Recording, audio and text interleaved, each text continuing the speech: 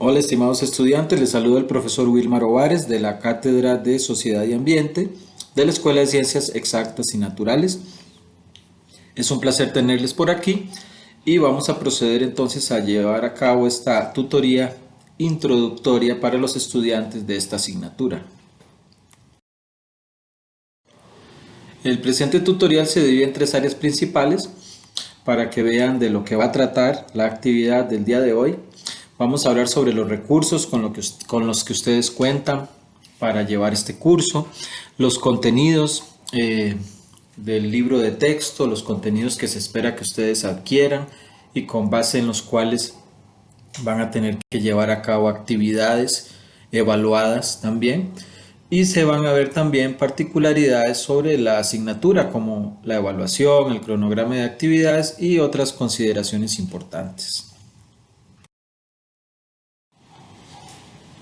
La asignatura tiene un valor de 3 créditos universitarios, por lo cual requiere una dedicación mínima de 135 horas por cuatrimestre. El estudiante debe organizarse, tener una disciplina, tener una agenda o alguna forma de organizarse para dividir esas 135 horas entre el estudio del material didáctico, así como el tiempo que necesite para investigar, documentarse y ejecutar las asignaciones requeridas.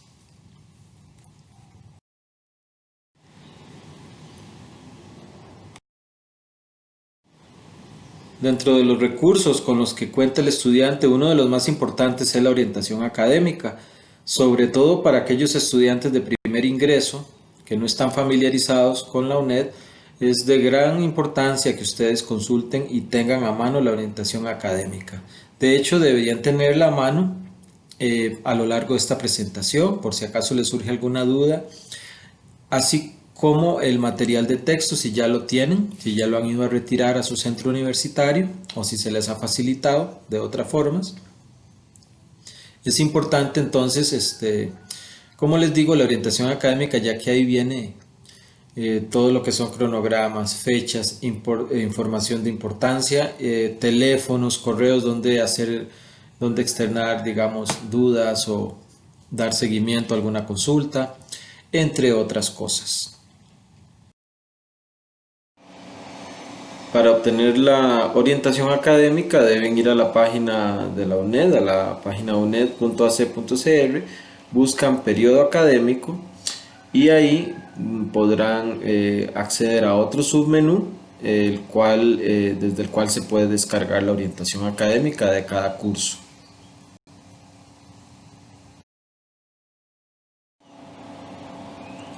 Una vez en el enlace de periodo académico deben ir a orientaciones académicas a la derecha, como pueden observar, y ahí podrán descargar por medio del nombre o de un código de 5 dígitos. En este caso la asignatura 076 sería 00076 y de esa forma pueden descargar en formato PDF la orientación académica de este curso y de cualquier otro curso de la UNED.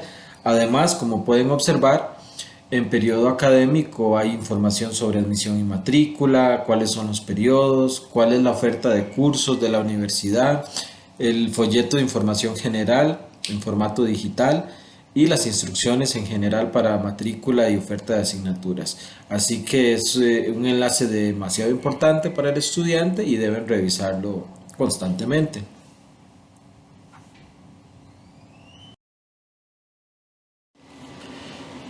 El estudiante cuenta entonces con diferentes recursos para acceder a la información, tanto por parte de la página de la UNED, el portal de EducaU, como por la página de Globoambiente. Y principalmente el libro de texto de Globalización y Ambiente de Alex Cambronero del año 2015, el cual vamos a estar viendo más adelante.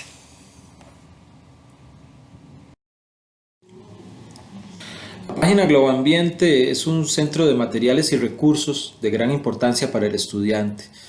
Como van a observar en unos instantes, tiene una gran cantidad de recursos que van a requerir no solo para esta materia, sino en general estudiantil. Uno de los más importantes, por ejemplo, el manual de citación de normas APA. Los trabajos que ustedes deban entregar acá van a requerir de citación APA. Si el estudiante no sabe qué es eso, tiene la responsabilidad de verificar qué es, cómo se aplica, incluso consultar con su profesor o con otros profesionales. Nosotros ponemos a disposición de ustedes el material.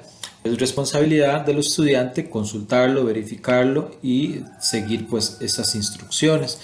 Y otras cosas más, como ven, se les deja recursos como para hacer gráficos y cuadros, cómo se elabora un ensayo, qué es un mapa conceptual, cómo se elabora. Este tipo de actividades son actividades que se suelen ver, se suelen evaluar muchas veces dentro de este curso. Por lo tanto, es importante que ustedes accedan a información actualizada de cómo se lleva a cabo ese tipo de lo más importante.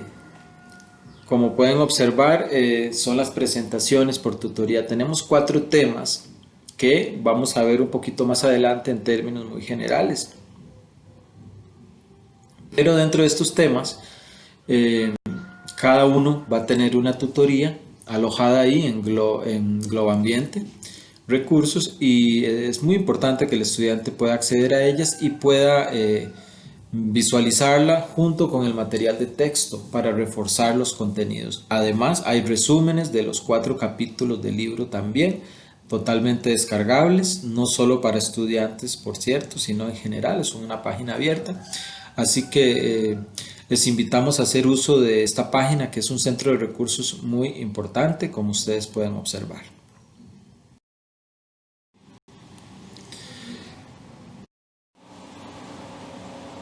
El cronograma de actividades nos indica que hay 4 grandes temas a lo largo del cuatrimestre.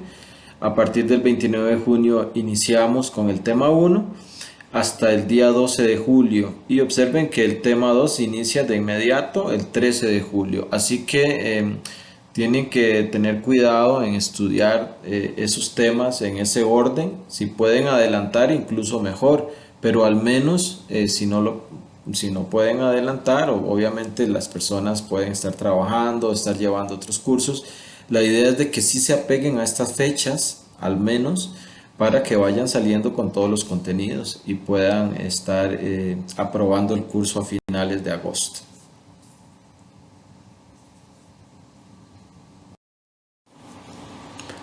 La evaluación, por su parte, también consta de 4 actividades de 25% cada una, las cuales van a coincidir con la parte final del estudio de cada uno de los 4 temas que componen la unidad didáctica, de forma que la fecha máxima de entrega de una actividad evaluativa sería en este caso para la actividad 1 el 12 de julio, pero ya se van a estar recibiendo a partir del día 6 de julio para aquellas personas que hayan trabajado con antelación. Muy importante la entrega en formato PDF. Se les recuerda que si se entrega en otro formato no se les revisaría, incluso creo que no se puede subir entonces al sistema de EducaU. Entonces es importante que tengan claro que el formato es importante seguirlo en formato PDF. Es la forma en que tienen que entregarlo. Obviamente ustedes lo pueden trabajar en Word o en otro tipo de formato, pero a la hora de entregarlo finalmente lo suben en PDF. En cuanto a la evaluación, brevemente se les recuerda que hay una rúbrica de evaluación. Las notas no se ponen de forma subjetiva, siempre se les va a explicar en qué fallaron, o si se sacaron el 100 que fue porque cumplieron con todos los lineamientos de la rúbrica. De forma que si el estudiante no está conforme con la evaluación, puede señalar puntos específicos y en este caso proceder a comunicarlo primeramente al profesor y posteriormente al encargado de la asignatura. Se le recuerda que el Reglamento General Estudiantil menciona el plagio y da diferentes definiciones en cuanto a esto, dependiendo de la gravedad del asunto.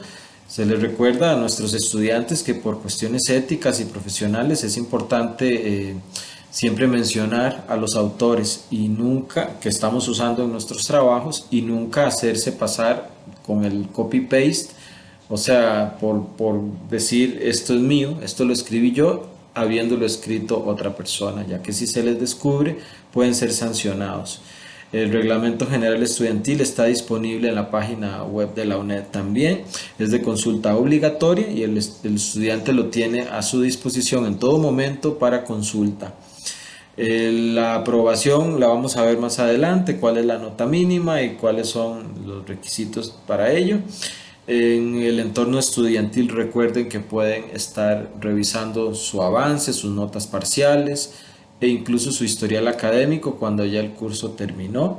Es obligación del estudiante revisar su historial y en caso de detectar que hay algún error, informarlo respetuosamente dentro de las fechas del cuatrimestre. O incluso si fuera que se dan cuenta posterior, de igual forma deben contactar al encargado si fuera necesario realizar alguna modificación o si se determina algún error en esas notas.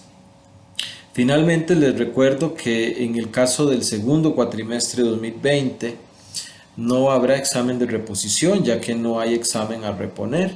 Se han planificado 4 actividades para evaluar los contenidos de la asignatura y en este caso, a diferencia de lo usual, que es aplicar 2 exámenes presenciales en fechas específicas en centro universitario, en este caso debido a la situación actual por la pandemia de COVID-19, se ha prescindido de actividad presencial y se les está evaluando de esta forma. Eso conlleva a que no habrá un examen que reponer, por lo tanto es muy importante que lo tengan en cuenta. Si pierden alguna actividad, no es posible reponerla y pues es más complejo pasar el curso.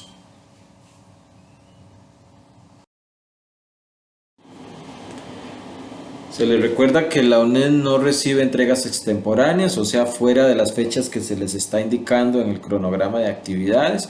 Por favor, recuerden esto para evitar problemas y que vayan a perder el curso por falta de puntos al no poder presentar los instrumentos de evaluación dentro de las fechas indicadas en la orientación académica. Según el Reglamento General Estudiantil hay casos muy específicos como la muerte de un familiar en primer grado o la representación nacional o internacional por parte del estudiante en algún evento cultural, deportivo, científico o una incapacidad debidamente emitida por la Caja Costarricense del Seguro Social. En todos estos casos, el estudiante deberá coordinar con el encargado de la cátedra la entrega de las evidencias para que se valore si se le puede trasladar la fecha. Pero en términos generales, porque se vaya la luz o no funcione el equipo de cómputo o por razones de trabajo, etcétera, no se permiten entregas fuera de los tiempos establecidos.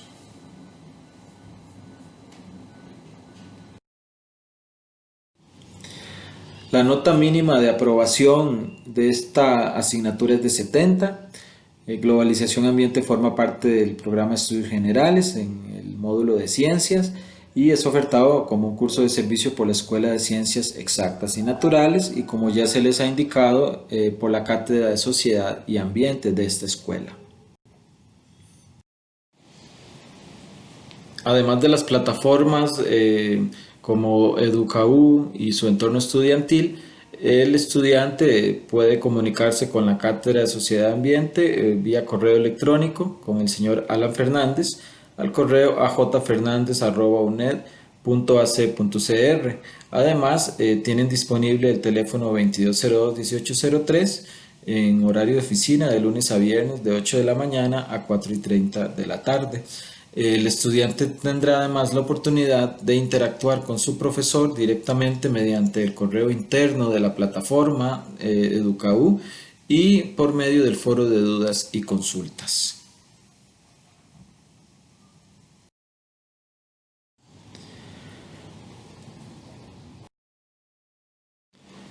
A continuación, vamos a ver un pequeño resumen de los 4 capítulos que componen la unidad didáctica de la asignatura, el libro Globalización y Ambiente de Alex Cambronero del año 2015 de la editorial UNED.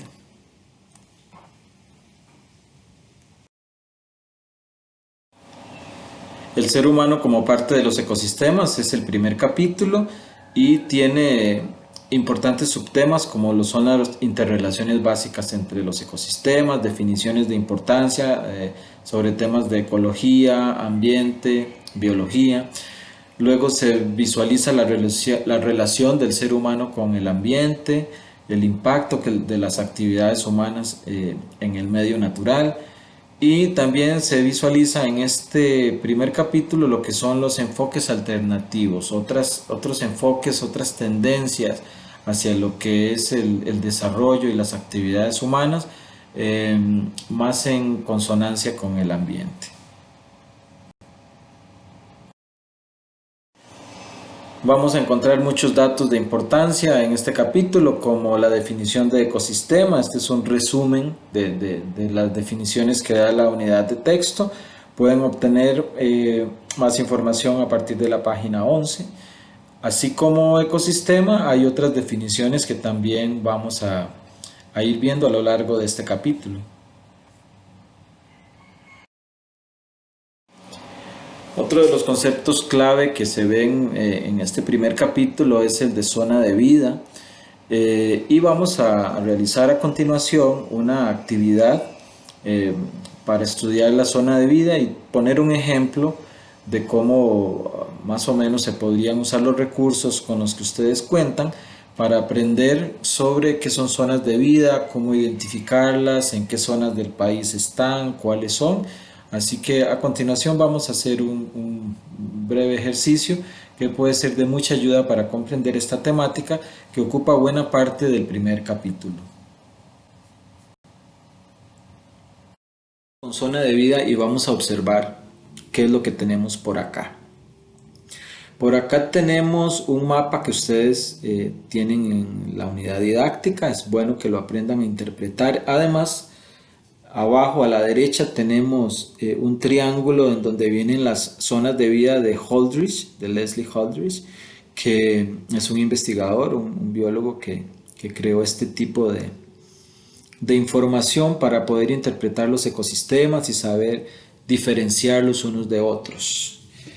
Entonces observen cómo se estudia esto o cómo aprenderíamos, además de toda la información que ya hay en el libro de texto, el cual podrían estar viendo en este momento en el apartado de zonas de vida. Tenemos tres imágenes arriba, son tres tipos diferentes de bosque. Tenemos arriba el bosque pluvial premontano, por favor identifíquenlo en el mapa. Tenemos en el centro, en la foto del centro, el bosque seco tropical. Y a la derecha tenemos un páramo pluvial subalpino. ¿En qué partes del país tenemos esto? ¿Y en dónde ubicaríamos nosotros eso en la tabla de Holdridge? ¿Verdad? Con la primera imagen, que como les digo es un bosque pluvial premontano, el bosque pluvial premontano nos aparece en un color morado, entonces identificamos que se encuentra en la isla del Coco, vemos que está por Isla Calero también, mucha nubosidad proveniente del mar, entonces es normal que en este tipo de zona haya ese tipo de bosque, pero sobre todo, como pueden observar en las vertientes de nuestras cordilleras, pero sobre todo la parte que da a la costa, o sea, las partes externas. Evidentemente es un tipo de bosque muy lluvioso, en donde gran cantidad de agua proveniente del océano viene y pues pega contra esas cordilleras y llueve, ocasionando ese tipo de bosque que ustedes ven que se reproduce en diferentes partes de nuestro país, pero si observan con atención verán que, por ejemplo, adentro del Valle Central no se da, sino en las partes exteriores. En otras zonas más abiertas o de montañas más bajas como la cordillera de Guanacaste o la fila costera, sí se da este tipo de bosque de un lado a otro de la vertiente. Eso es con respecto a este tipo de bosque pluvial premontano. ¿Cómo lo ubicamos en la tabla de Holdridge? El bosque pluvial, bueno, primero vamos a explicar muy brevemente esa tabla de Holdridge para que tengan una idea. Lo que tenemos en ese triángulo, a mano izquierda, abajo, sería la parte más desértica, menos agua, es diferente. La parte de arriba, como ven, es la parte nival. También es desértico y seco, pero con nieve. Eso es otro extremo. O sea, cada uno de los tres extremos son tipos muy diferentes de ecosistema. Si en el extremo de abajo a la izquierda tenemos algo muy seco y desértico, en la parte de arriba tendríamos lo que son las nieves perpetuas, totalmente frío, otro tipo de clima. Y en la parte de abajo a la derecha lo que tenemos es un súper húmedo, más bien similar a lugares como el Amazonas o ciertos lugares incluso de nuestro país. Y precisamente me tomé la libertad de tirar una rayita donde ven que aparece a mano derecha en el promedio de precipitación, aparece 1000 en cuanto a milímetros. Ahí le pasa una flechita que fui yo el que la ha puesto. ¿Por qué lo hice? Para que vean que las zonas de vida y los ecosistemas de Costa Rica están en ese otro subtriángulo, como pueden observar. Y vean lo interesante, el triángulo sigue funcionando porque tendríamos el páramo pluvial arriba, el bosque seco abajo a la izquierda y un bosque pluvial eh, abajo a la derecha. Entonces vamos a ubicar, para no perdernos en todo el triángulo grande, vamos a ubicarnos en el triángulo pequeñito y vamos a buscar en ese pequeño triángulo las tres zonas de vida que estamos estudiando como ejemplo en este momento. Eh, Tenemos entonces que el pluvial, el morado, bosque pluvial premontano, me aparecen dos pluviales dentro del triángulo pequeñito a mano derecha, cerca de donde dice 4000 y 8000, que esos son los milímetros de agua que caen anualmente.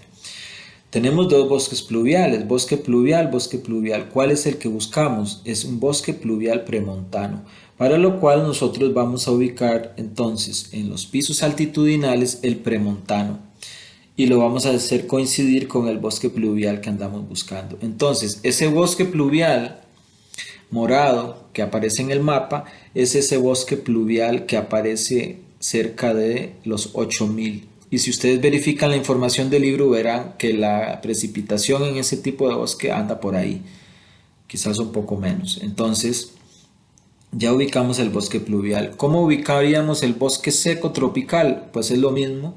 En este caso es más fácil porque en el mapa es amarillo, lo vemos en Guanacaste, en Santa Rosa, Bagaces, Tamarindo, todas esas zonas. Observamos que es un bosque perennifolio, un bosque al que se le caen las hojas, hay estaciones muy marcadas. Y en el caso de nuestro país también tenemos el bosque seco, vemos que hay dos bosques secos, el que está dentro de nuestro triángulo es el nuestro. ¿Por qué? Y no el otro. Porque el otro sería subtropical y el nuestro es tropical, lo cual es basal, o sea, en la parte de abajo, es la base. Entonces ese piso basal tropical de bosque seco es el que está al lado arriba de donde dice subhúmedo. Ese es nuestro bosque seco que tenemos amarillo ahí en el mapa. Y luego estaría el páramo pluvial subalpino, que es el que está cerca de donde dice 2000 en cuanto al promedio de precipitación. Ahí dice bosque pluvial o páramo pluvial. Si vemos a la derecha en los pisos altitudinales, ese pluvial o páramo pluvial es subalpino, lo cual nos coincide con el nombre que se nos está dando, páramo pluvial subalpino. Entonces, como ustedes pueden ver, todo eso tienen que estudiarlo con atención, pueden aprender mucho. Les recomiendo que identifiquen el bosque en el que se encuentran ustedes, la zona de vida del país, porque aquí hay estudiantes de todo el país, hay gente que está en Tortuguero, entonces están en una zona de bosque muy húmedo tropical. Habrá otras personas que están en la zona de San Carlos o en algunas zonas como el Valle del General, donde hay un bosque húmedo tropical, ese verde tierno que se extiende al norte y al sur en muchas partes, también en Zigzaola, etcétera. Entonces es muy interesante que puedan llegar a comprender este tipo de información.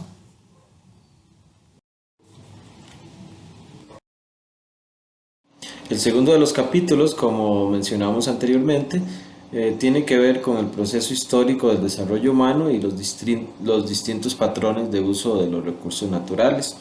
Sobre todo se centra este capítulo en las cuestiones políticas, movimientos sociales que se dieron en la segunda parte del siglo XX, lo cual influyó directamente en la globalización actual.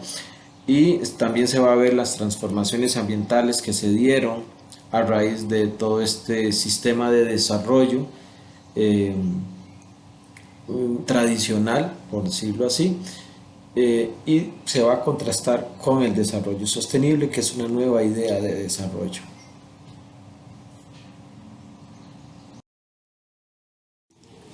Tras el declive del comunismo, eh, que fue a finales de los 80s, inicios de los 90s, el sistema capitalista profundizó su expansión y se convirtió en el sistema económico dominante, ya que no había un equilibrio como el que había antes en la Guerra Fría. Esta es información que viene en el libro. Bueno, no exactamente la imagen, pero sí toda la información es atinente a lo que el libro nos habla. Nos habla de la OTAN, del Pacto de Varsovia, qué era eso, a qué se debió. Eran los dos grandes bloques de la Guerra Fría, con los liderazgos de Estados Unidos en azul y de la Unión Soviética en aquel momento, que mayoritariamente era Rusia. Y vemos ciertos países que estaban bajo una influencia fuerte de esas dos potencias, sobre todo Europa, en donde ya se habían llevado a cabo dos guerras mundiales muy fuertes, muy poderosas.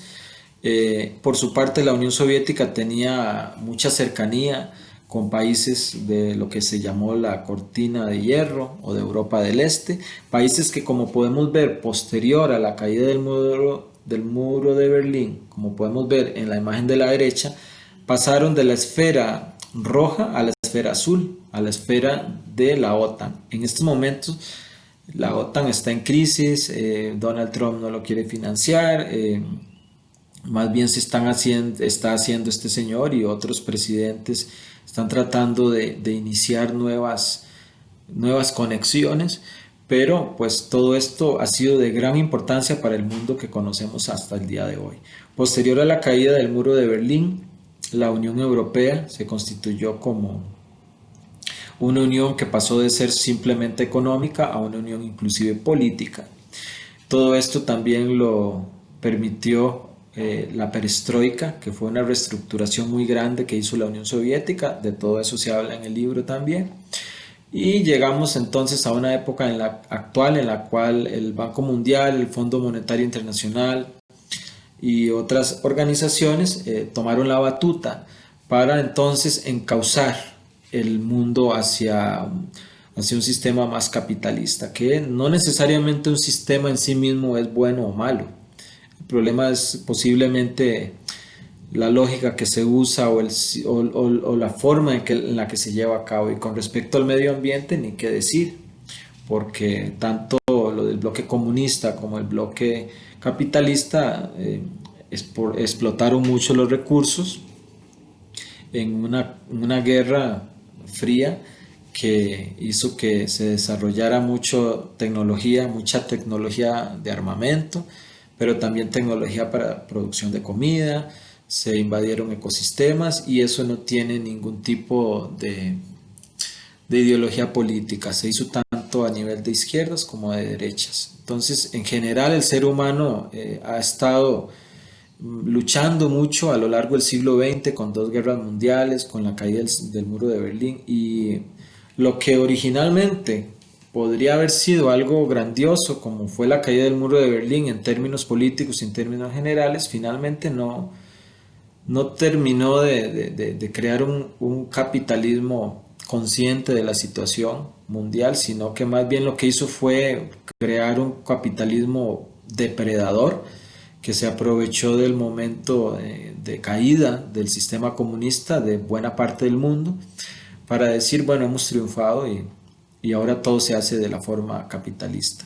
El capitalismo en los 80s del siglo pasado era visto como libertad. Ahora hay una relación muy directa con degradación ambiental y todos lo sabemos. Esta polarización ha seguido a lo largo de los años y ya en otro sistema diferente al de la Guerra Fría seguimos polarizados en cuanto a países ricos, países pobres, norte, sur, cuestiones de credo, cuestiones políticas, cuestiones de lengua, pero sobre todo cuestiones económicas. Entonces esta polarización de todas formas nos habla de que queda mucho camino por recorrer y en buena parte de este capítulo del libro se analiza esa polarización y se visualiza de qué forma afecta al medio ambiente y a las relaciones sociales y culturales de los seres humanos. Nuestro país también está polarizado, nuestro país también ha tenido sus luchas, tenemos cantones más desarrollados que otros, eso es importante de mencionar, ¿verdad?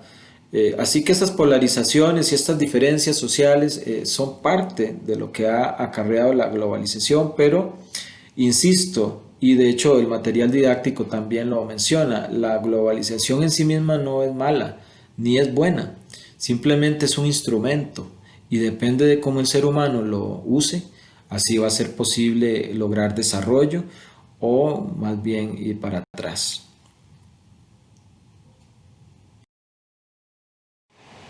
A partir de la página 96 de la unidad didáctica también podrán encontrar información sobre China como potencia emergente.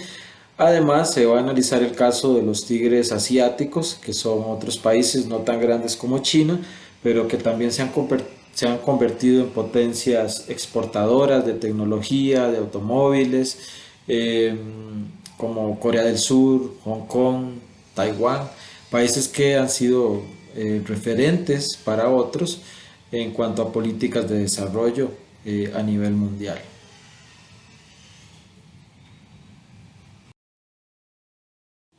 El capítulo 3 del libro nos ya va aterrizando en lo que es la globalización en sí misma, cuáles son las posiciones e intereses de diferentes instituciones y cuáles son los vehículos que se usan, que no son, o sea, son vehículos, se les llama vehículos, son diferentes eh,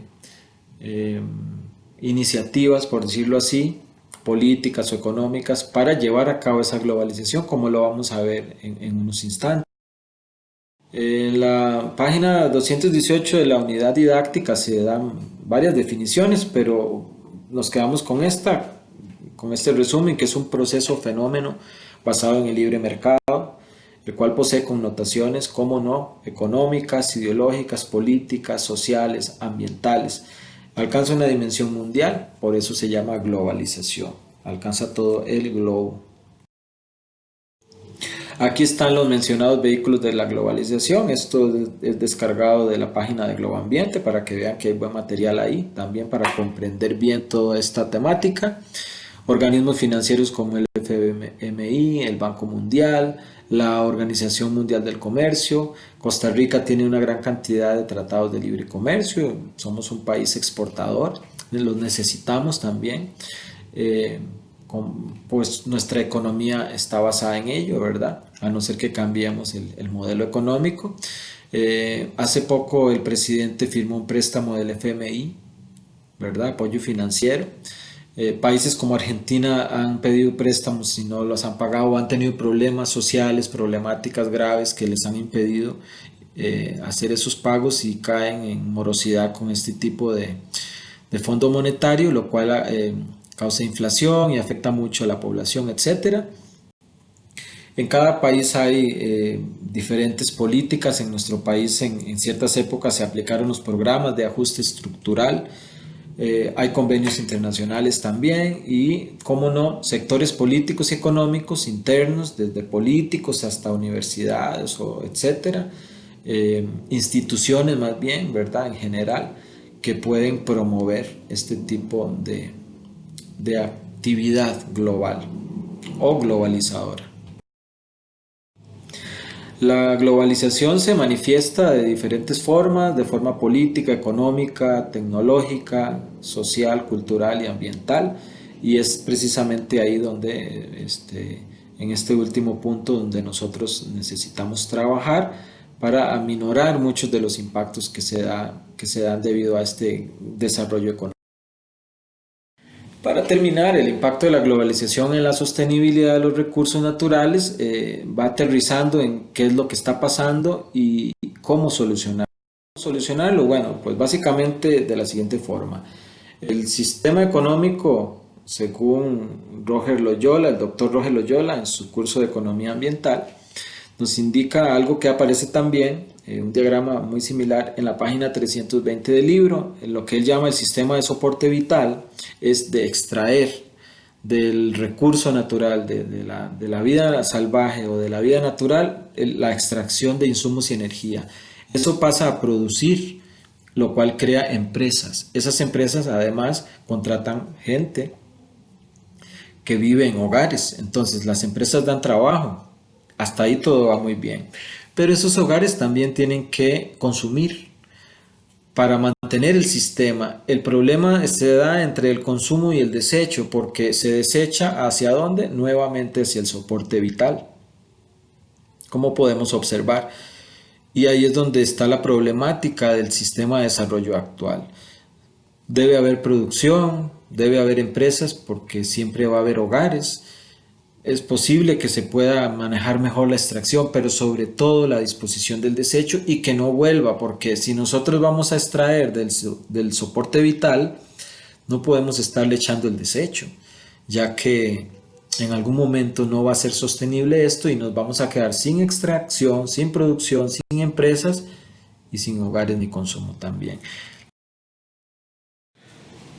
Para mejorar la situación que vimos anteriormente, las Naciones Unidas promueven los Objetivos de Desarrollo Sostenible, los cuales guían a gobiernos, instituciones, comunidades para promover proyectos que permitan mejorar en diversas áreas, como el fin de la pobreza, control del hambre en el mundo, crear salud y bienestar para la población, y también en el área ambiental, en lo que es preservar el agua limpia, la acción climática, mejorar la vida submarina y los ecosistemas submarinos y también los terrestres.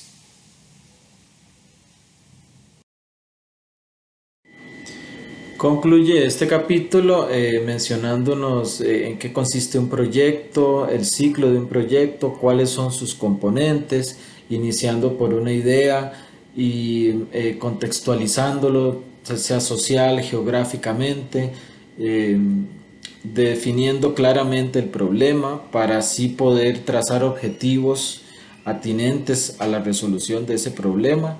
eh, lo cual nos va a llevar a actividades que nos den resultados óptimos. Hay que considerar los costos, los insumos, los materiales que se requieren durante todo el tiempo que el proyecto vaya a existir, y también el análisis de involucrados, instituciones, personas, comunidades que puedan estar relacionadas con un proyecto determinado. Existen diferentes tipos de proyecto. Dentro de los más importantes que existen están los ambientales y los proyectos de desarrollo sostenible, que podrán profundizar en esa temática a partir de la página 350 del libro. Y concluimos con un par de diapositivas de retroalimentación. En esta primera observamos grandes ciudades del mundo que comparten una característica, y es que han sido fundadas en donde en alguna vez existió un gran ecosistema, un ecosistema muy diverso. Algunas de las mayores ciudades del mundo se encuentran en grandes estuarios, lugares donde originalmente había gran disponibilidad de agua, de alimentos, de materia prima como madera, etcétera. Eh, Podemos observar por acá en la parte de arriba a la izquierda la ciudad de Nueva York, que se encuentra en la desembocadura del río Hudson en Estados Unidos. Este río viene de todo un sistema de la zona de los Grandes Lagos y desemboca en lo que es Manhattan. Son zonas que en su momento fueron muy importantes para pesca y como producción de materia prima.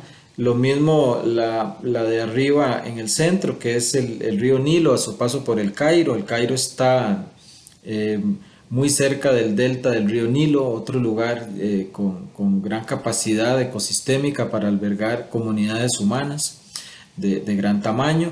En la parte de arriba a la derecha Vemos una foto satelital del Río de la Plata entre Argentina y Uruguay. Vemos por ahí a la ciudad de Buenos Aires y hacia el norte de Buenos Aires grandes zonas de población donde se concentra la mayoría de población de esa zona. También vemos muchos cultivos y zonas de pantanal que posiblemente no han podido ser desecadas del todo. Hablando de este tipo de actividades, en la parte de abajo a la izquierda observamos una pintura de la antigua ciudad de México, Tenochtitlán, que estaba ubicada en un lago, otro ecosistema muy grande en el centro del Valle de México que tenía características importantes para asentamientos humanos. Hoy en día todo eso fue desecado después de muchos siglos por los europeos y de ahí se asienta la Ciudad de México, una de las ciudades más grandes del mundo. Y a mano derecha, otra gran ciudad, esta vez en China, la ciudad de Shanghái. Observamos uno de los centros de poder más importantes del mundo en este momento, nada menos que en la desembocadura en el delta del río Yangtze-Kiang, otro de los grandes ríos del mundo, el río Azul, que desemboca en lo que ahora es Shanghái, muy cerca. Y como podemos ver, todas estas ciudades comparten esta necesidad que tiene el ser humano de obtener recursos y del medio natural y poderlos devolver nuevamente al agua, al suelo. Y sin embargo, esto no es sostenible a largo plazo porque ya estas ciudades ya son ciudades bastante grandes que deben empezar a optar por otro tipo de manejo. Les dejo con una frase del español Fernando Savater, el escritor español Fernando Savater: uno puede estar a favor de la globalización y en contra de su ritmo actual, lo mismo que se puede estar a favor de la electricidad y en contra de la silla eléctrica. Eso se los dejo para reflexionar porque, como vimos antes, hay ventajas y desventajas, eso viene en el libro también. Y es muy importante entender que la globalización básicamente es una forma de llegar a un desarrollo, pero sabiéndolo hacer puede ser muy beneficiosa, y si no, de lo contrario, más bien podemos estar dañando grandemente el medio natural. Y bueno, muchas gracias. Llegamos al final de esta presentación. Espero que les haya sido de ayuda. Estamos a la orden en la cátedra de los diferentes profesores de los diferentes grupos en el país, a la orden para resolver sus consultas por medio de la plataforma que ya se les indicó. Recordarles finalmente estudiar el libro según las fechas. Traten de organizarse en eso para que no se les acumule mucha materia. Inicien sus tareas con antelación, por favor, para evitar imprevistos, ya que si lo hacen a última hora puede irse la luz, puede suceder alguna situación fuera de su control, y eso pues llevaría a no poder presentar el instrumento. Recordar entregar los trabajos en las fechas indicadas. La UNED no recibe en fechas posteriores, solo con evidencias muy claras y en el formato solicitado, que en este caso los 4 trabajos que hay que entregar son en PDF.